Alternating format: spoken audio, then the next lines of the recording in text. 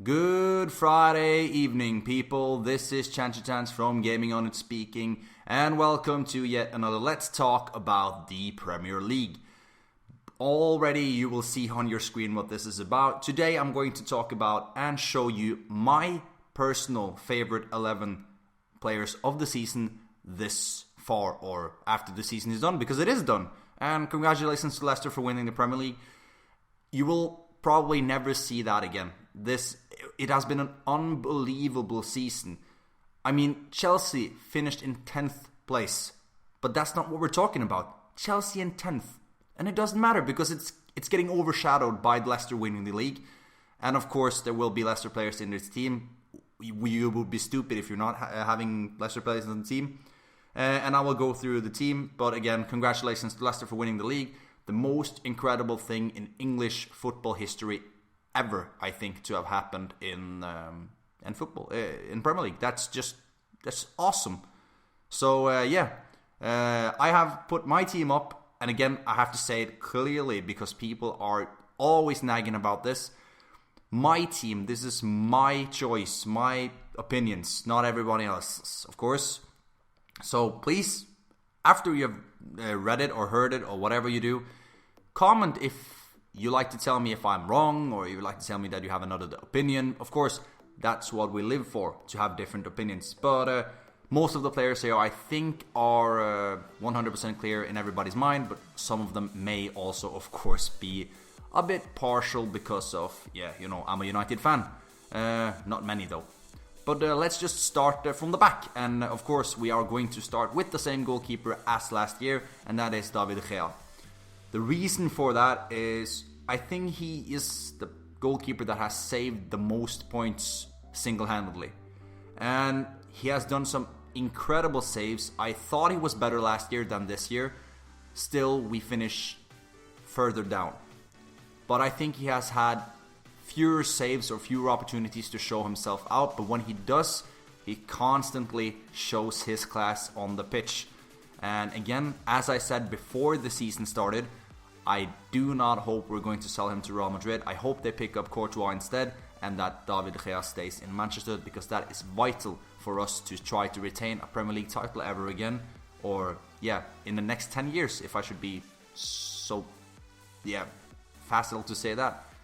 And, so as I said, that's the keeper. I forgot to tell you the formation I've put my team up in is in a 3-4-1-2. So with an attacking midfielder, 3 center backs, 2 midfielders, 2 wingers, and 2 strikers. And of course the keeper. So the back 3. The first player here is a Tottenham player and probably the best central defender of the year, and that is Toby Alderweireld. This guy started off really good this season, and he maintained a level of both physical work and goal scoring and passes through to Dele Alli, which is we're going to come back to later. Hint, hint. That was just unbelievable. He is, with no doubt in my mind, the best central half in the Premier League this season, and he has fully deserved to be in this team. If you think otherwise, you are A, stupid, or B, Arsenal fan. But come on, Arsenal fans, you finished above them, right? In second place again, so come on, give us a break. And when I'm saying that, I actually see that I don't have any Arsenal players in my team, so I'm probably getting shot for that as well. Moving on. We had to have a centre-back from Leicester because they won the league, of course. And you can pick between 2, and I have gone with the clear option. I've gone with Wes Morgan, the captain, the tank, the beast, Captain Morgan. Hey, yo, Captain Morgan. Mix him with Coke and he gets fine. No, I'm just kidding. This guy has led a Premier League team that everybody thought was going down or fighting at the bottom half to a Premier League title. And the moment when he lifted the trophy, I was glad. As long as United didn't win the league, sure, it could be Leicester. It doesn't matter for me. He's just a beast. So over to the last centre half, or centre back, or whatever you call it. That's Chris Smalling. No, it's not partial, because he has been one of the best ones. And if you disagree, you are stupid. I'm serious. This guy, in a struggling United team, if he had a better partner than Daley Blind, if, for instance, Fosu Mensah played more this season, or you had the likes of Wes Morgan or Alderweireld or Hummels or anyone like that, you would have seen the best. You would have seen the best central halves, both of them, from Manchester United this season.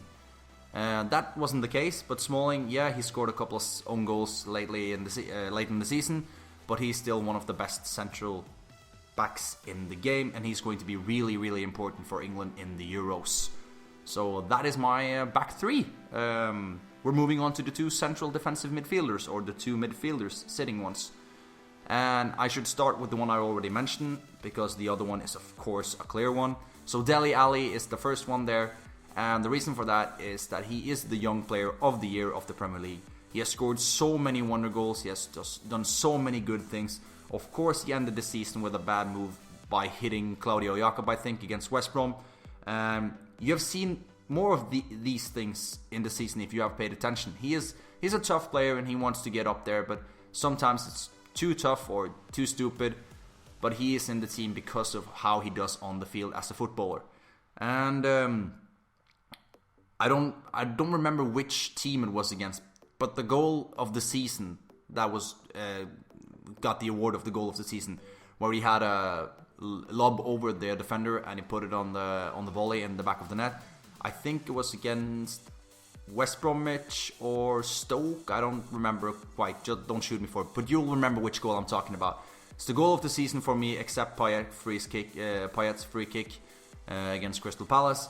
But yeah, he has been fantastic. These goals he has scored, the assist he has had, the play he has had with Alderweireld from the back and Harry Kane up top, who isn't in my team, by the way. Just fantastic. And him and the other guy I have paired him up with on the midfield is of course Kantè. Would have been a fantastic midfield pair. Kantè, of course, the guy with 4 lungs. Last year we had a joke or a meme about 74% of the world is covered by water, the rest is covered by DeGea. This season, that number has gone down to like 68 or 69% of the world is covered by water, but now the rest is covered by N'Golo Kantè. And he runs like a horse, he works like a horse, he is a fantastic player, and he is a player everybody would want to have in their team. He just runs and runs and runs for days, and he will play the passes, he will score a couple of goals, and he will work hard defensively. So those two together would have been amazing. Is Leicester going to keep Kantè next year?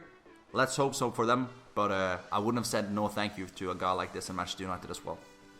So, moving on to the attacking midfielder, and that is a guy I mentioned with beautiful free kicks, the best free kicks I've seen since David Beckham played in the Premier League. That is of course Dimitri Payet.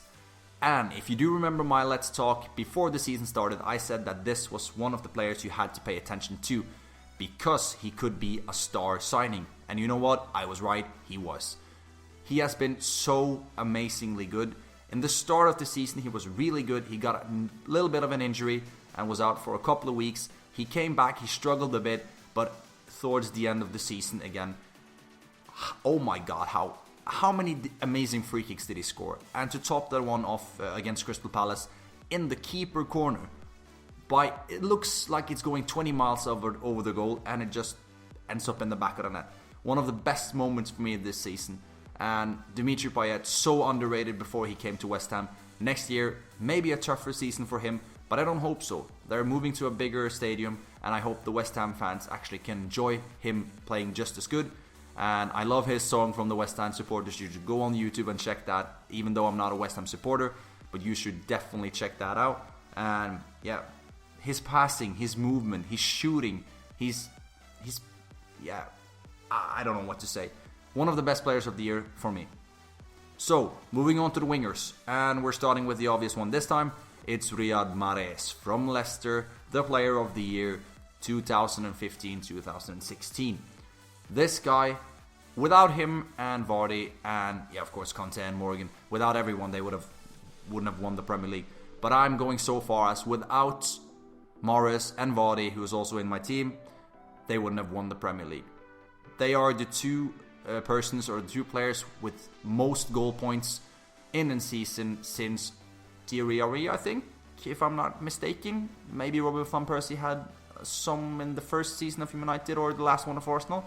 But I think there was something about the last one that was Thierry Henry.